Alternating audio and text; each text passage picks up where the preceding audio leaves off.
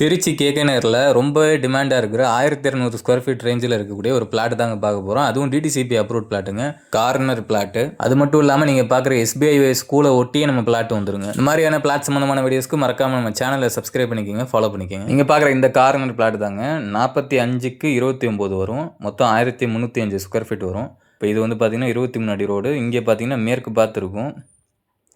நீங்கள் சுற்றி சரௌண்டிங் பார்க்கலாம், ஏரியா எப்படி இருக்குங்க அதை பார்க்கலாம்.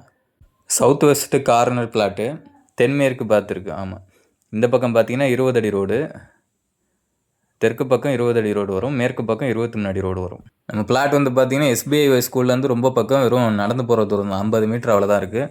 இதே வந்து பார்த்தீங்கன்னா நம்ம கேகே நகர் மெயின் ரோட்லேருந்து பார்த்தீங்கன்னா 1 கிலோமீட்டர் வருங்க.